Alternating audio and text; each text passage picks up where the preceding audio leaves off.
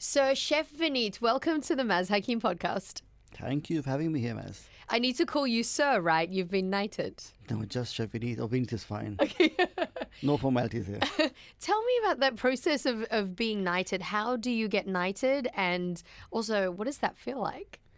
It was a surprise that we got knighted, or we were given the award as an MBE. And I don't know how it happens, to be very honest, because I filled no forms at all. Okay. I was just told 10 days, that was 21st of December, 2022. I was told that I had a call actually from His Majesty's Trade Commissioner in Dubai. And I was at home and he called me and said, are you seated? And I said, yes, I am. And he said, I've got some news for you. And I said, okay, I thought maybe some government work, which I've been doing for so many years. And he says, His Majesty wants to award you with an MBA. He said, would you accept it? And I burst out laughing. And I said, what do you mean accept it? I said, who in his state of mind would actually say no to an award like that? He said, no, but I need to have an answer, yes or no. I said, yes, of course, yes. Wow. And then it went on a few cordial things. And he said, I am so happy for you, especially to have got the MBA. It's King Charles' first list. And it's such an honor to have you on that. And we feel very special because you've done so much for the country here and you're based in Dubai most of the time. So how do you feel? And I said, I have no clue. I said it was something out of the blue. I didn't know what to say or what to expect. And it came literally like a huge surprise. And then he says, it's an embargo. You can't tell anybody for the next 10 days. And you wanted to explode. And I said, at least my wife and my boys, I have to tell them. He said, yes, but no media, no press, no friends, nothing at all. So for 10 days, we had to keep shut. And we were traveling to Antarctica to do cook-off at the guest chef on the cruise lines for New Year. And on the 30th, at late night, 10:30, they announced it saying the list came out. And we were in Antarctica when it was announced. Only then could we actually say that to the public. So it was an amazing New Year for us, a great gift to start 2023. And what's the process of when you get knighted? Do you get, I don't know, do you get given something or do you get a certificate? Yes. Do you make a speech? You get a scroll. You're called to the Buckingham Palace. Okay. So there's a big process you have to go through. And you can take 3 guests with you. So my wife and my 2 boys, they're rather men right now. So we all went down to Buckingham Palace and you don't know who's going to give you the honor.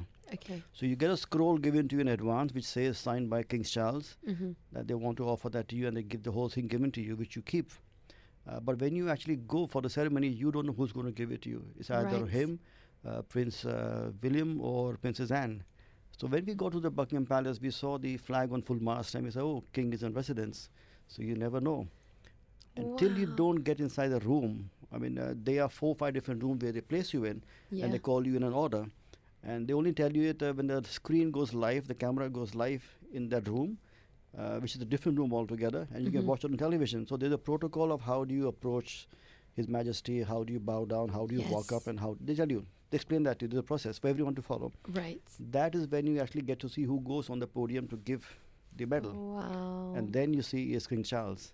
And we were so lucky because he does very few of these now. Wow. So we are really honored to have him give it to us. What an absolute honor.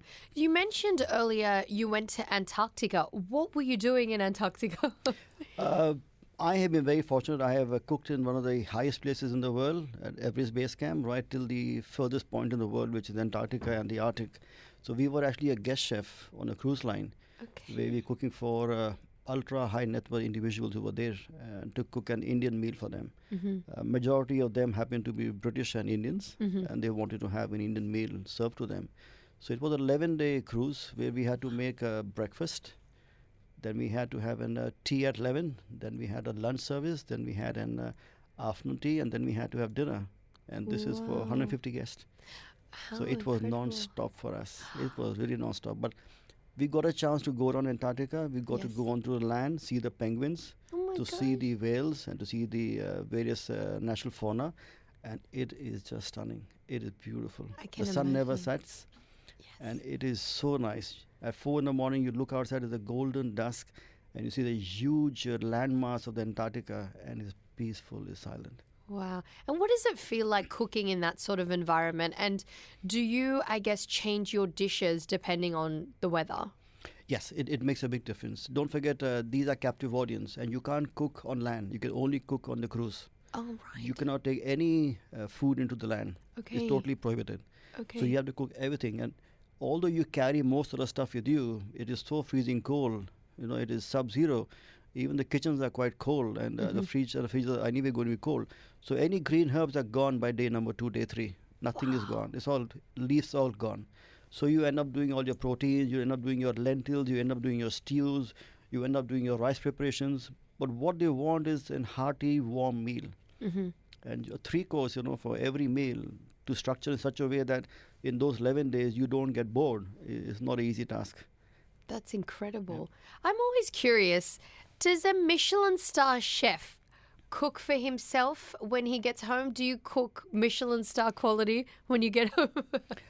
I think it goes into your DNA in many shape and forms. When the kids were small, my wife is a good cook also, and she would make homemade chicken nuggets or fish fingers and stuff like those. So as a mom, you just fry your nuggets or you bake something, you put it onto a plate and you give a little crisp or something on the side with some tomato ketchup. Yeah. But when it comes to me as being a chef, then the chicken nuggets have to be aligned like a stack, like a Jenga. The tomato ketchup has to be dotted up and slight pull over it.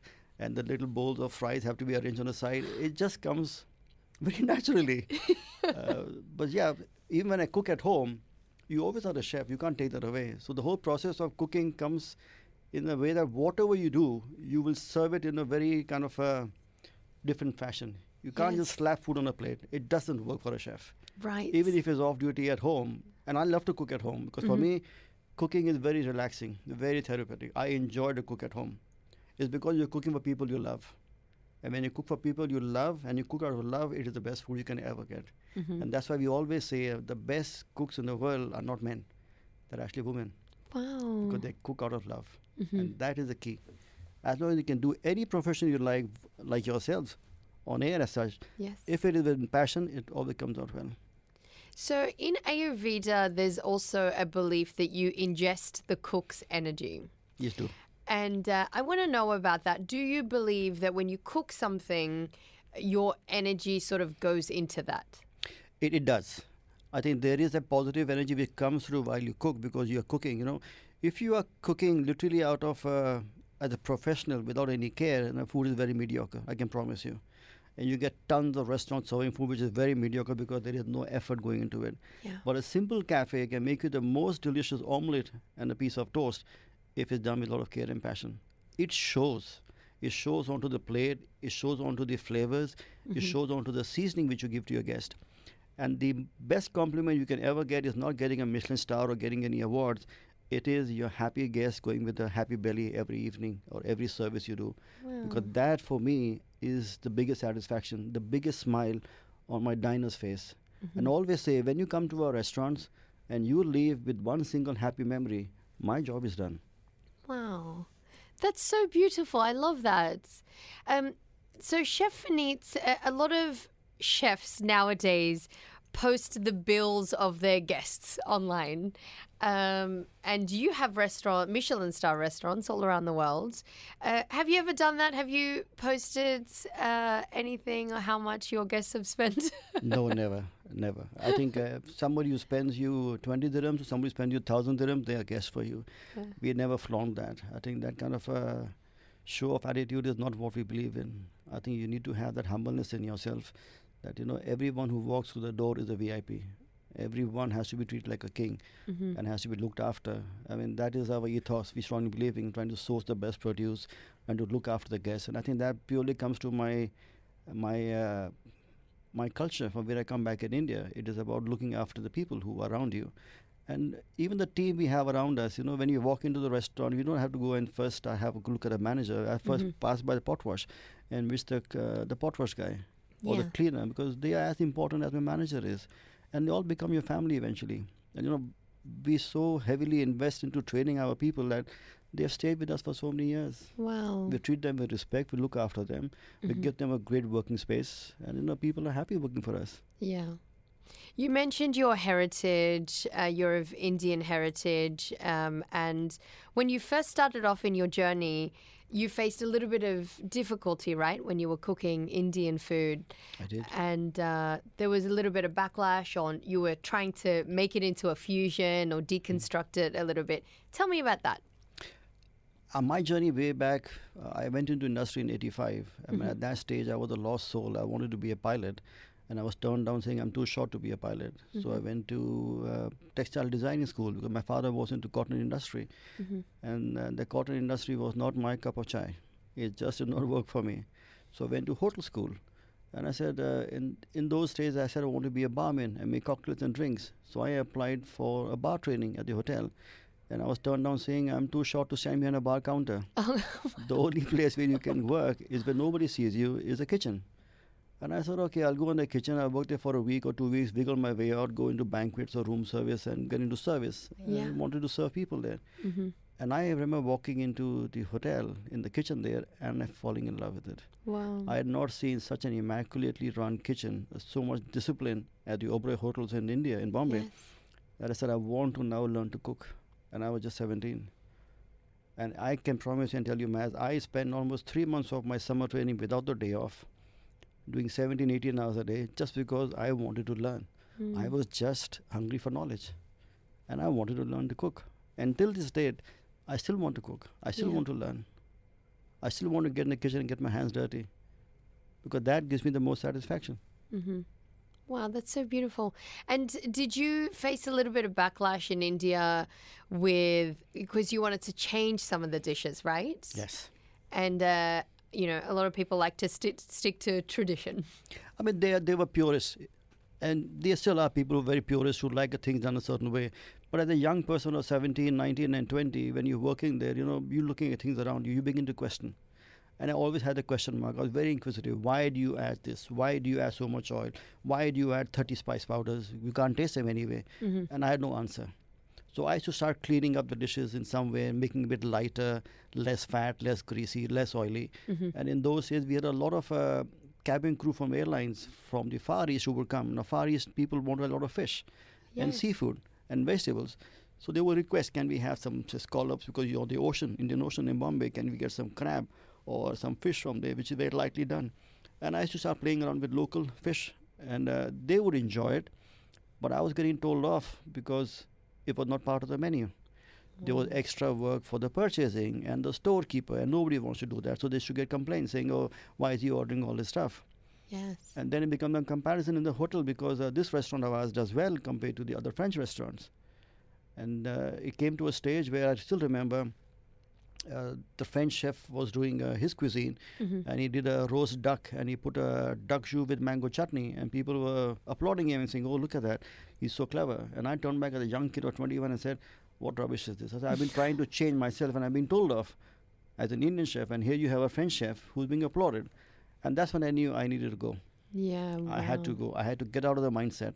And that is when my calling came for UK. And when a calling came for the UK way back in 92, 93, I had 4 options, Maz. I had Tokyo, I had Bangkok, I had Dubai, and I had London.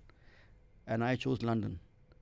Not for anything else, but because London used to rain all the time. Yes. It was cold weather, and it had Heathrow Airport. Yeah. And I love aeroplanes. So that was my catch, nothing else. That is why I went to London. You like the rain and Heathrow. I love the cold weather, I love the rain, and I could watch the Concorde. Wow. So that is how my journey in UK began, 93. And if someone's listening now and they're sort of going through a crossroads in their life, how do you find out what your calling is? I think it falls into place. I think God always watches on top.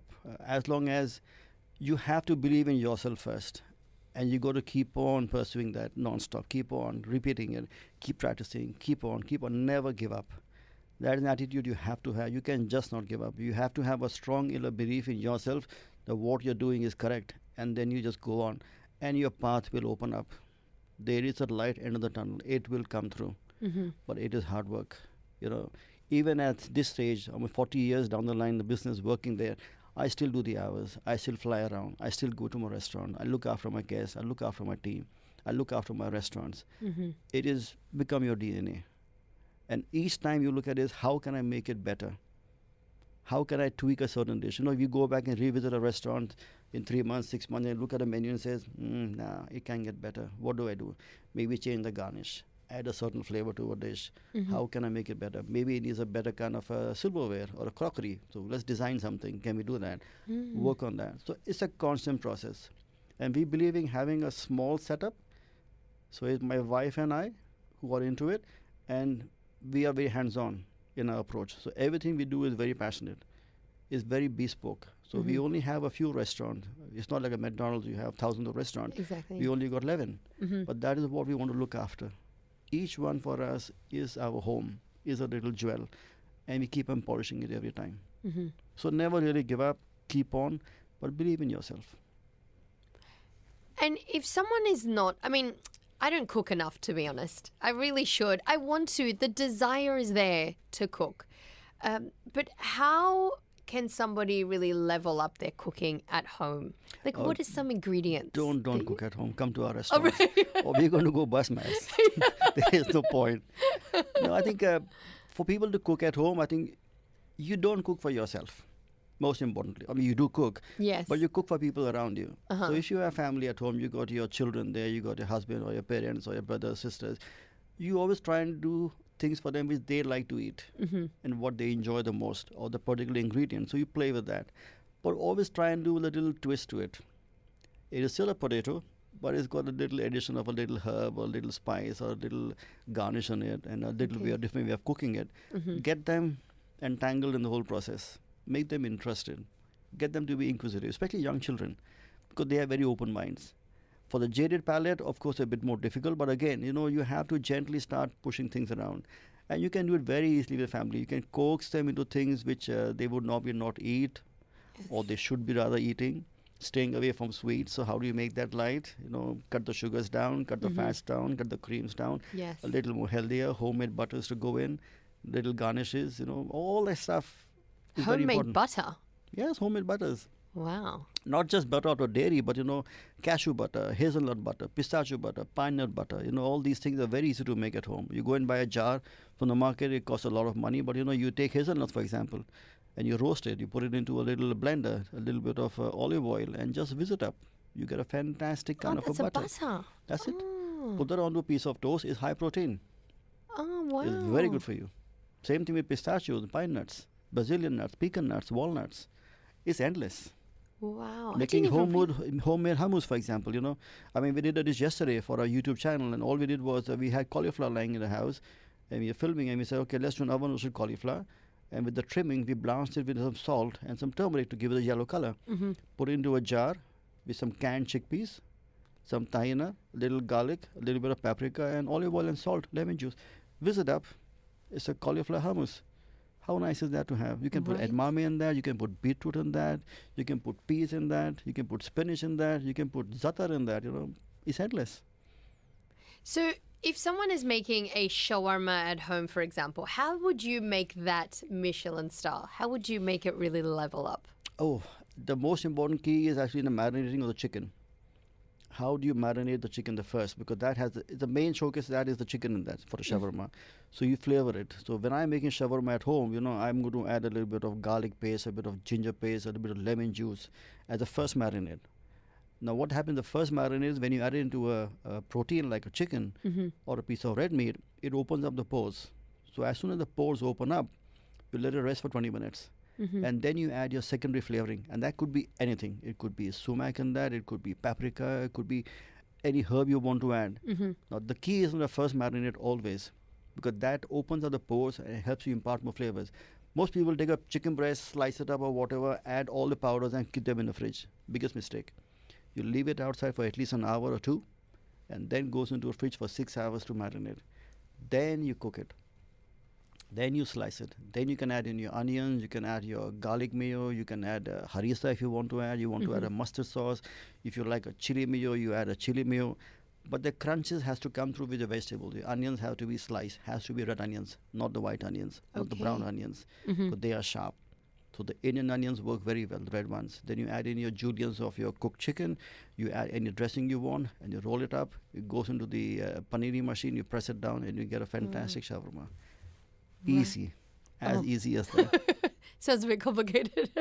What about hummus and carrots? How would you make that? If you were serving it, how would you make that look, Michelin? I would take carrots and I'd do it probably 3 different ways or 4 different ways. Okay. So, for example, I will take the carrot trimmings. I want to actually blanch them in a bit of salt and maybe a bit of fennel seeds if I have to. So fennel and carrots goes quite well. Yes. Then you cool that down and you make your own homemade hummus. So you add in your chickpeas, you add in your tahini, you add some garlic. If you like a kick in that, you add paprika or a green chili, olive oil, lemon juice is very important. Whiz it up. Now also when you make hummus, you should add a little bit of ice in that. Because when you blitz it with ice instead of just warm water or normal water, it keeps the temperature down and it comes out very, very smooth. So that's a trick I would always recommend, putting a small cube of ice while you're blitzing it. It doesn't heat up the hummus, so you don't discolor. And you can also add the carrots on that stage. So you get a nice kind of an orange colored carrot. Now what you can also do is you can take the carrots, you can peel them off, and sometimes you dehydrate the peels into a low oven. Okay. So they become dry. And then you can sprinkle some chili powder or chili flakes to give it some kind of a seasoning flavoring on them as a garnish. And the carrot itself, you basically take it into a roasting pan. You add some olive oil, add some crushed garlic, add some crushed ginger, maybe add some rosemary, and put them in the oven at around 180 degrees centigrade, 350 degrees Fahrenheit for a good 12 to 40 minutes till they become nice and caramelized.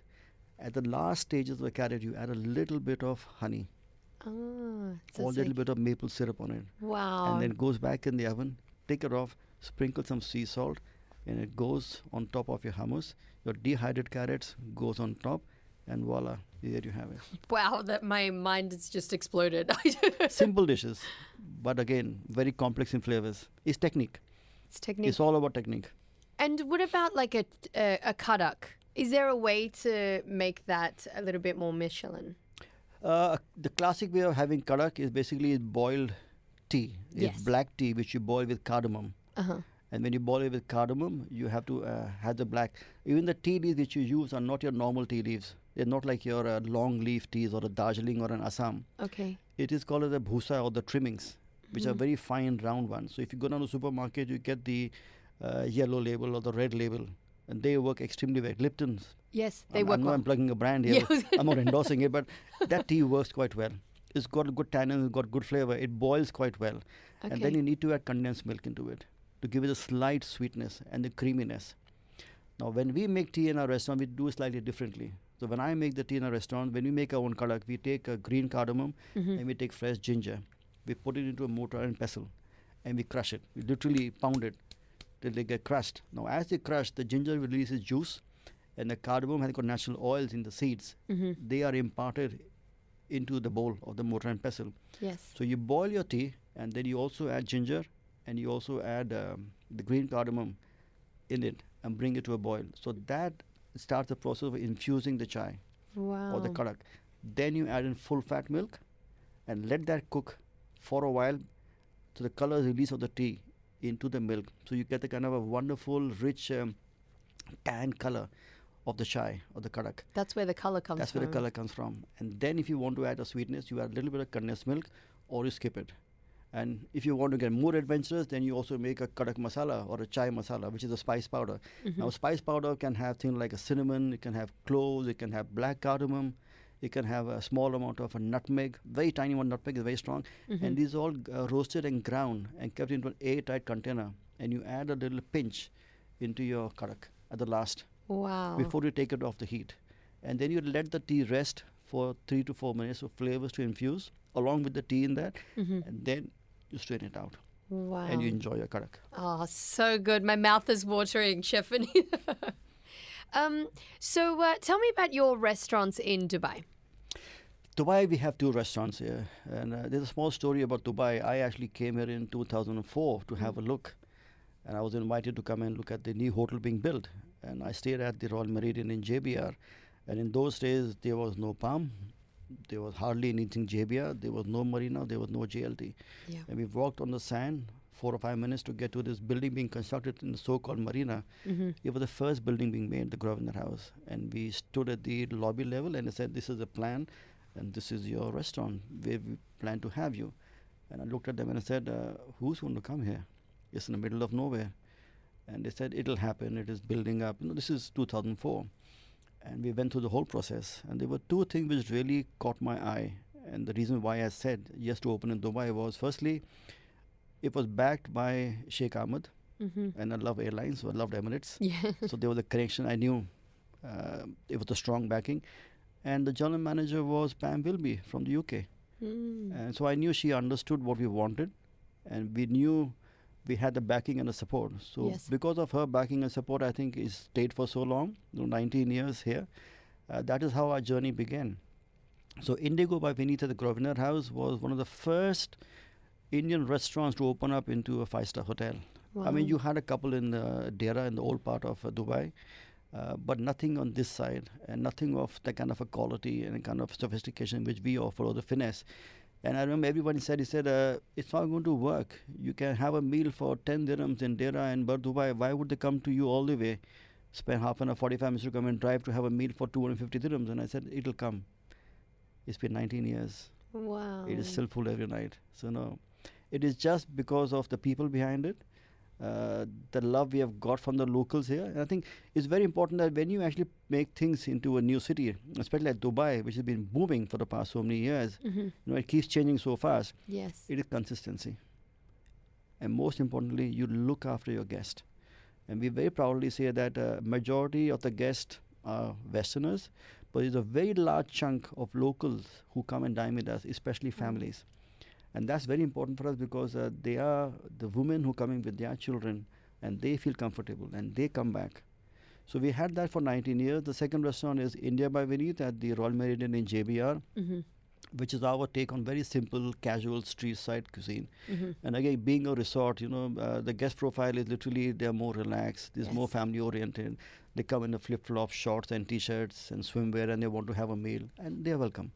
So although the same parent company, literally a kilometer apart, but very different restaurants. And touchwood, both of them have been phenomenal. I think in many ways, we have actually opened doors for a lot more chefs from, not just from India, but also from Europe, to actually have come down here into Dubai and have restaurants here. When I came in 2005, and when we opened the restaurant, there were only 2 British chefs. It was Gordon Ramsay and myself. Wow. There were just 2 of us into a 5-star hotel. And if you look at it now, you got so many British chefs here. You got so many chefs from around the world who are flocking to come to Dubai, because Dubai is like a magnet. Yeah. It's attracting probably one of the best talents around the world to come to this place and have the restaurants and the businesses. So yeah, I think this is amazing.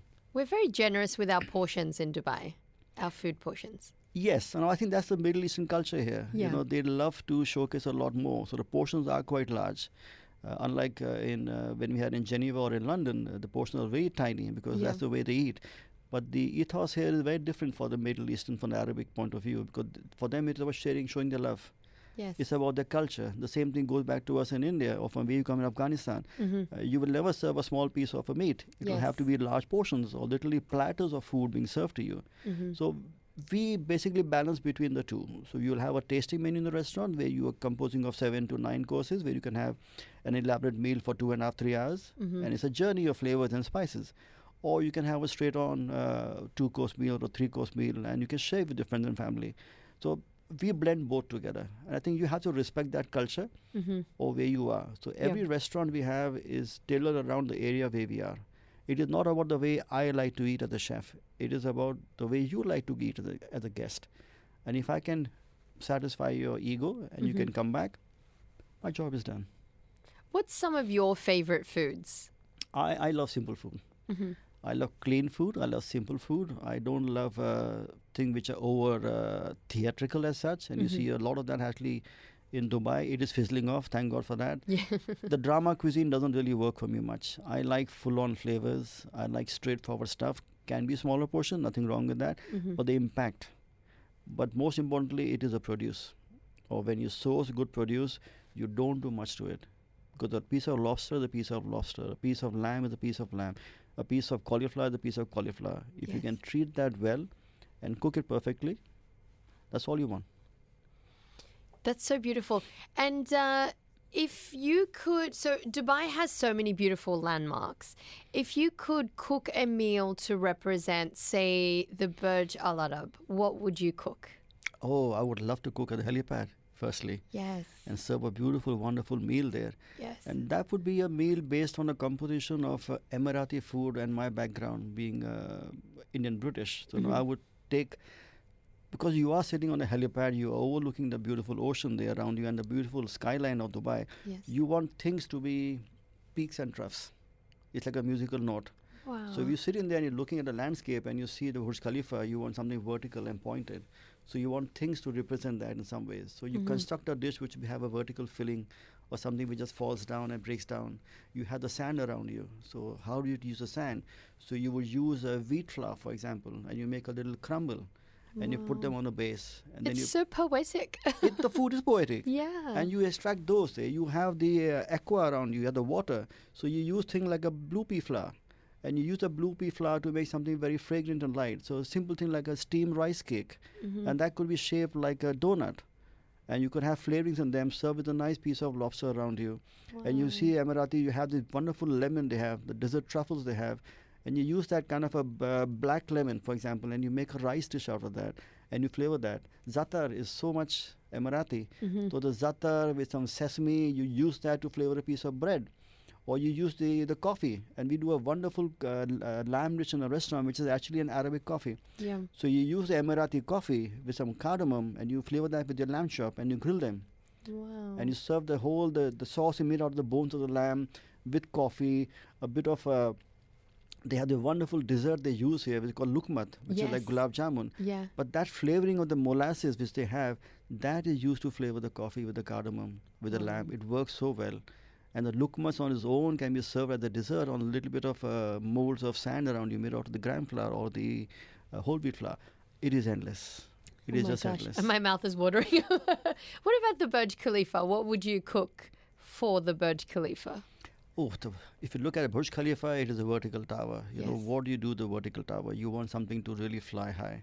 So you want flavors to be very impactful. So you would do shards of chocolate, for example. So I would love to do a little kulfi or an ice cream, which is like a cone shape. Yes. And I would wrap it up with the chocolate, which has been sprayed with kind of a silver finish to it, because, you know, it's got this kind of silver outing around it. And you make a complete tower. But it's a mystery. Till you don't get to the bottom, you don't know what is inside there. And right at the bottom of that would be a nice piece of chocolate with a very strong flavor.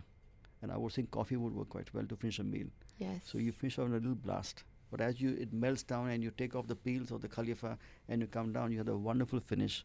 And maybe I put a little small, tiny lukmat with some at the sesame end. inside. That would work very well. Wow. Oh my gosh. So many delicious thoughts right now. And Chef Vineet, I know we're not meant to cook at home and we're supposed to come to your restaurant. No, you can't cook at home. Don't get me wrong. What are some ingredients that everyone should have in their kitchen to really level up some of their food? I think you got to have things which are quite eaten at your homes, for example. So if you are a household which is vegetarian or a pescatarian, for example, then you should have some fresh fish. Now, with fresh fish, what do you add? You know, you add, if you look at an Indian angle to it, then you would add some ginger, you would add some curry leaves, you would add some mustard seeds. So in my home, in my spice laundry, in my spice box which I have, there are few basic spices. So there's the mustard seeds, there's the cumin, there is a fennel, there's some green cardamom, and that is it. And I have 4 basic powders. So I've got red chili powder for the extra kick. I've got turmeric powder for the color. I've got cumin and coriander powder. So it depends upon the dish, what I want to cook, I would have that. But what I would also have on the side is lots of fresh herbs, coriander, mint, basil, rosemary, za'atar in season when I get them, lime.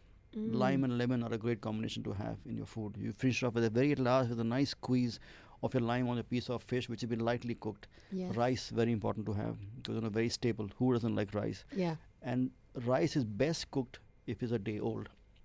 And we always say we do a love dish at home. I also go to in the restaurant. Now people say, what is a love dish? Now love dish basically means leftover vegetables, etc. LOVE. So all your leftover vegetables and the rice are tossed together to get amazing flavor. Wow. So you have steamed rice at home, you have some vegetables here, you have leftover protein, little oil in the pan, a little curry leaf, a little garlic, lightly sauteed, a little bit of chili to go in if you like it spicy. Throw in some onion, throw in your protein, lightly saute it, and add the rice. And lastly, seasoning, lemon juice and coriander. And you have the most flavorful rice dish, literally in a jiffy. Wow. There's different schools of thought on coriander. Mm-hmm. I love it, but some of my friends don't like it. I agree with that. A lot of people, the issue with that is, and I blame Indian restaurants for that, they overcook the coriander. And mint and basil are such light herbs, you don't really cook them. Mm-hmm. You only add them once the dish is ready, you sprinkle it, and it's removed from the heat, and you just stir it in. You never cook fresh herbs. Oh, you don't? The chlorophyll Okay. is so light in that, it gets lost, it gets discolored, doesn't look nice. The freshness must come through. So when you add basil into your pasta, for example, you don't cook from the first stage of adding basil in with your garlic and your onions and your tomatoes. You put it right at the last. The same is with coriander. Mm-hmm. So people out there who don't like coriander, I would say gently add it once the dish is cooked and outside of the heat into a bowl, sprinkle coriander and then fold it in. You will see a marked difference in your produce. If you still don't like coriander, skip it altogether. Add Right. basil or add sage or thyme or rosemary, whatever you want. Mm-hmm. But coriander is a very, very gentle herb. It needs to be handled with care. Who's your most interesting? Do you have an interesting story for someone VIP that you've cooked for? Of course, there are so many. There are so many. And most of them are very, very embarrassing. Because we are into a studio and we have music around us, I'll tell you a story about this gentleman. This is way back 93, 94. I just gone to London then. And on my off day, I used to go to study in the hotel school. Okay. It was once a week on a Wednesday. And it would get over by 4:30. So I came back to the restaurant and we opened at 6. So I just got in and my boss was sitting there with a couple there. And they said, why don't you come and join us for a cup of tea? Because it was 6:15, 6:30. I said, sure, I should live in the same building. So I sat with them and they ordered some food. I had my cup of tea. I was sitting with them and the guy asked me, he said, what do you do? And I said, oh, I'm the chef here. I cook here. He said, oh, wonderful. We love your food. I asked him, what do you do? He said, oh, I play the guitar. I said, oh, good.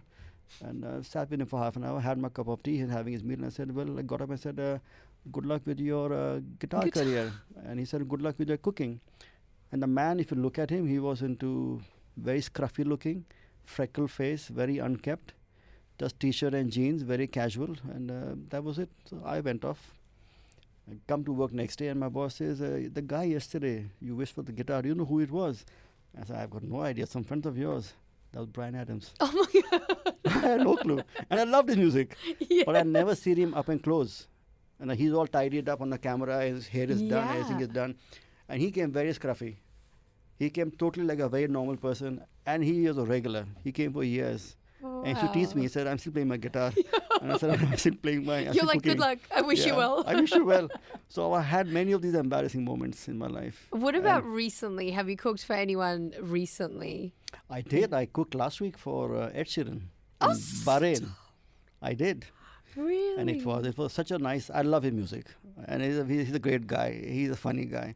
And we'd gone to see his concert. We were given tickets. We had the best seats in the house to watch him. Wow.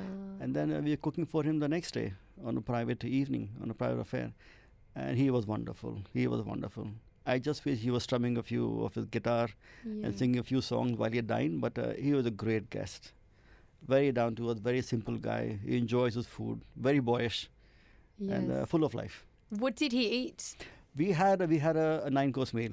Wow. So we were doing a meal and everything was very British in that. So we had Welsh lamb on the menu. We had Cornish crab cakes with a squid chutney. We had an Arabic coffee lamb. So we had used Bahraini coffee, but the lamb was from the UK. We have one of our signature dishes, which is the home smoked tandoori salmon. And we flavored that with spices and cooked them in a tandoor. So we had that on the menu. We had a lobster on the menu, which came from Cornwall. Mm-hmm. So a lot of the stuff was based around them. The dessert was again a blend of Indian and the local flavors. So we did a rasmalai, which is a poached milk dumpling. And we served that with an ice cream or a kulfi, which is made out of omali, which is classically Middle Eastern. Yes. And a small little baklava, but not like a normal baklava. It was like a long pencil, a stick. And that had a local honey, and it had rose petals, and it had pistachio. So everything, what we do is we do it in conjunction with the Great campaign in the UK. We try and showcase the best of what we have back home in the UK. Yes. So great British produce, and I think one of the finest produce you can ever get is from the UK. Mm-hmm. Because the waters are so well kept, and they track down the produce from where it originates from. Right. So you can actually have the entire history or the product sourcing can be done. Mm-hmm. which we love to use. So everything is very organic in a way. And when you have great produce to use, you don't do much to it. You add very simple flavors. Let the flavor of the lamb come through. Let the flavor of the cheeses come through. Let the flavor of the fish come through. And you know, I mean, turbo is a great fish. We did a turbo on the menu. Yes. And that was slightly poached into a sauce made out of kaffir lime leaves, tomatoes, coconut milk, and a hint of garlic and a chili. And it just melts in your mouth. The fish is poached in that wonderful sauce. And you had that with steamed rice, and that's all you need. It is so comforting. Did Ed Sheeran add tomato sauce to anything because he's obsessed with tomato? No. We didn't get him anywhere near tomato sauce. We had everything was homemade, and I said, no bottles coming out, please. Do chefs get offended when guests use... Sometimes I ask for Tabasco, and I'm really afraid that it's going to offend the chef, but I just like the vinegary, spicy taste. I am not offended at all. You know, end of the day is you're paying the bucks. You know, if you want to change something, change something. In our restaurant, we don't even keep a salt and pepper or a crude set, but because the food is so well seasoned. Yes. But if somebody asks for more, then obviously give it. Yes. And their personal preferences. You know, people come and say, no, we like your food, but can we have it spicier? Can you do a little hot sauce on the side? And we oblige happily. It is not about me. It's not about the chef. It's about you coming in the restaurant and enjoying yourself. If I can help you achieve that, I'll do it most willingly. I'll bend over backwards wherever I can to look after my guest. Because they come back. Yeah. They always come back. I would be a terrible chef. I'd be like, okay, table number 7. No, I mean, they are chefs who are quite egoistic at times and says, that is the way I do my food and nobody touches my food. You know? I mean, it's a different mindset. From where I come, it's a very humble approach. And that's why we always try to take one of the simplest and the most humble of ingredients and treating in the best manner, because that are so difficult to cook. A simple potato, I promise you, is the most difficult to cook. And you can mess it up very easily. But when you do it correctly, it's the most delicious thing you'll ever eat. Wow. Chef Vineet, where can we follow you? Where can we visit your restaurants in Dubai? In Dubai, we have 2 restaurants here. We have Indigo by Vineet at the Grosvenor House. We have India by Vineet at the Royal Meridian. So these 2 are our little babies here, our little jewels in the UAE, and 19 years and 6 years. So it's been a long time for both of them. And besides that, social media always helps out. The Chef Vineet on Instagram, and we have a YouTube channel where we actually try and teach people how to cook very simple things at home. But my Insta page is more of a travel blog of what I am. Yes. It's about food basically, which I love. Yes. Chef Vineet, it's such an absolute pleasure. I will see you at the restaurant. Thank you for having me, Maz. Thank you. Take care. Virgin Radio.